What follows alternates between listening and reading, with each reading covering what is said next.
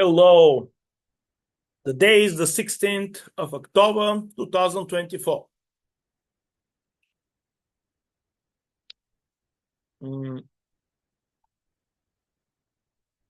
Now, I would like to talk a little bit about why do I recommend Zen to my students and actually to everyone.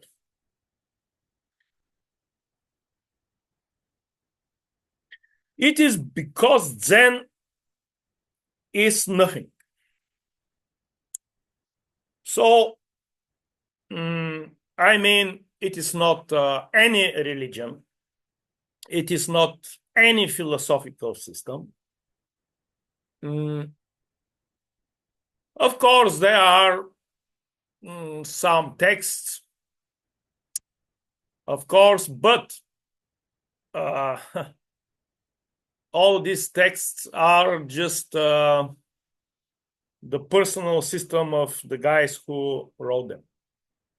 Actually, every Zen student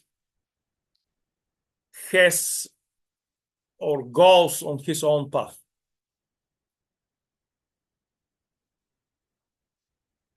So, because Zen is nothing, it does not require from you anything. It doesn't require from you to believe in this and that, like every religion has a list of what you should believe in. Okay. So there are people who can accept this. This is very good for them. But there are people who cannot, who have troubles with this. Also, in many spiritual paths, traditions, they will require from you vows, like the Sufi tradition. And every Sufi order will have different requirements. But some will have more, other Sufi orders less. But there will be. Unless you happen to meet some absolutely crazy calendars in the deserts of Iran or so. uh, so these people who are okay with these vows, okay, but those people who may have troubles with giving a solemn vow in front of a saint, so this is not a joke, right? This is not like promising something to your wife or to your girlfriend. So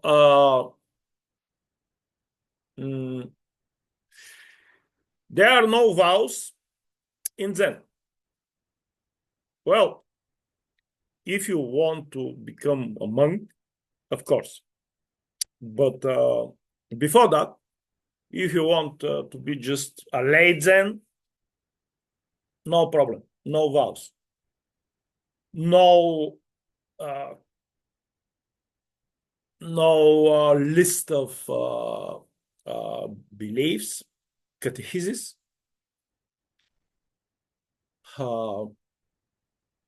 So there is nothing there, nothing. The strange thing is that in the practice of Zen, there is also nothing. So why do I say this? Because it is the most simple way for deep scanning and examination of the consciousness, the whole subconsciousness, nation consciousness,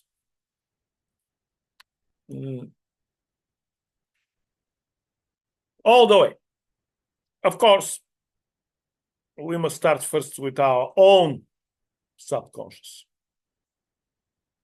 We will have enough work to do there before we go to the consciousness of the whole humanity. So, okay, why do I say that in the practicing of Zen, there is nothing? Because you don't do anything. It is very simple. You just sit. How do you do this? How do you sit in Zazen? How do you make Zen meditation? There are a lot of descriptions on the internet, in books, in videos. So find several and watch them, because there is a little bit difference. The best are given by Zen monks, by practicing Zen monks. Okay, so I'll not go in this outward detail, but to the inward.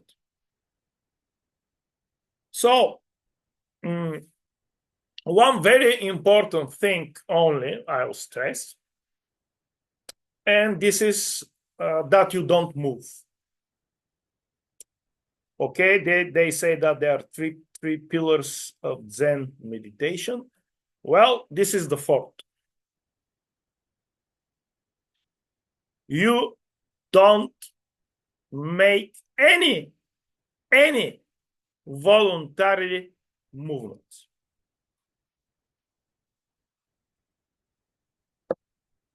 Involuntary movements are okay. Well, you cannot stop them anyway. But at some points you can go from the beginning of involuntary movement towards a voluntary movement.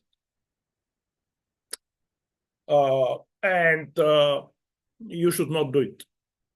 Just wait and watch how the involuntary movements will evolve, how they'll finish.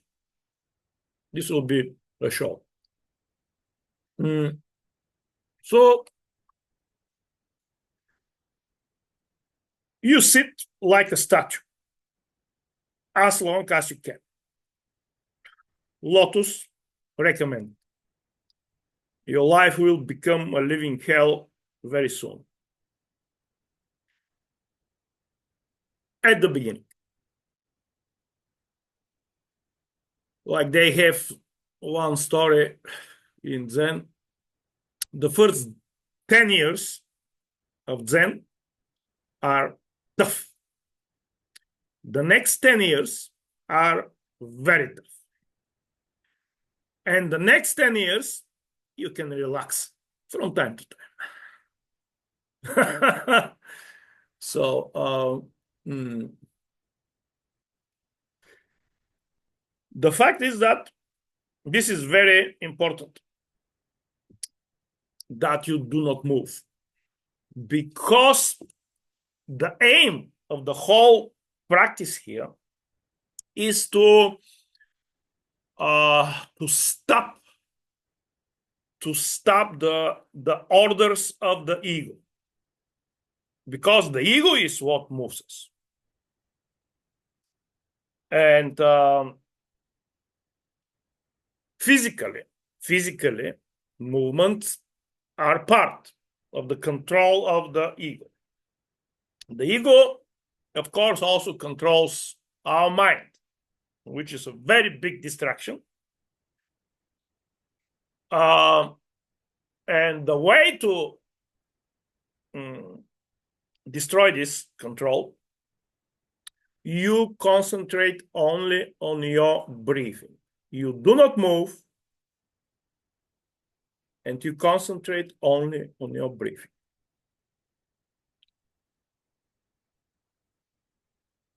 And that's the whole story. The whole story. Can you imagine it? Nothing. There is absolutely nothing. No, if you want to be Muslim, okay. Alhamdulillah. If you want to be Buddhist, praise to Buddha, okay. Christian, all right. Or atheist, no difference. No difference. This is exploration of your own consciousness.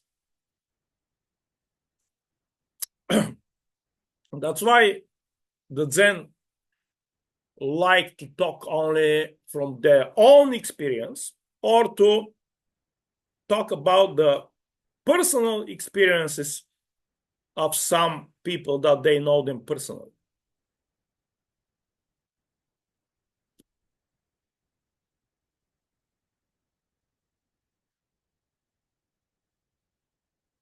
So that's why Zen is fit for anyone.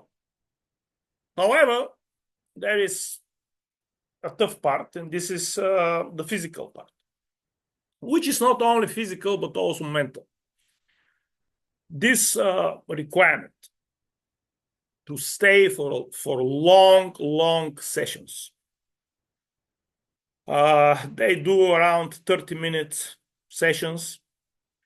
If you go on a session, on a Zen session, they have about 30 minutes sittings, and between them they walk. Of course, every day it will be at least 12 hours, probably more, depends. 7 days. So this is physical pressure. But also there is the mental pressure, which is can be more dangerous. So what you do, you just increase the time when you sit like this.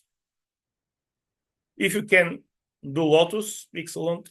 Sit in lotus and increase the time.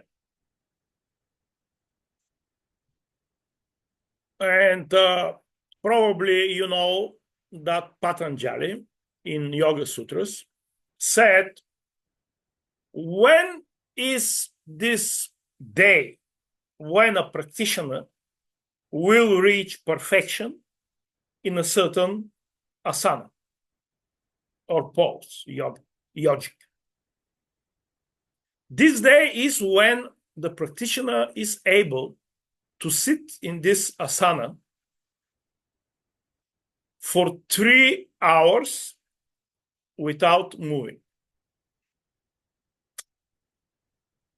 So that's the aim, the outward aim, the so-called outward physical realm aim. Although that in Zen they very much correspond also to the inner reality. As one of my Zen teachers said, when I walk in the dojo, the room for meditation, only from your backs, how you sit, right? Only from your backs, I can tell everything about your consciousness. So, is there anything else to say more about this? Yeah, to sum up, that's why I recommend Zen to my students and to everyone, because it doesn't require anything from you. You can believe in anything, or you can be a total unbeliever. It does not require from you any vows. any promises. So what else? Yes, there is maybe a third reason. This is because this is the most simple way, the absolutely most simple way. And I would compare it, if you aim, or if you go to the top of a mountain, there are some easy paths, which are full with nice views, and everything. There are other paths also, depending, but Zen, I believe, is the shortest path. It may be the most dangerous, the most tough, but it is the shortest, because from the beginning you're free from all mental ghosts, all mental constructions, because any religion, any system is nothing but a mental construction, at least in the beginning. In the end, it can turn into something else. But here, from the beginning, there is nothing. You start from the nothing. That's why. Okay? I wish you good luck, perseverance, and determination.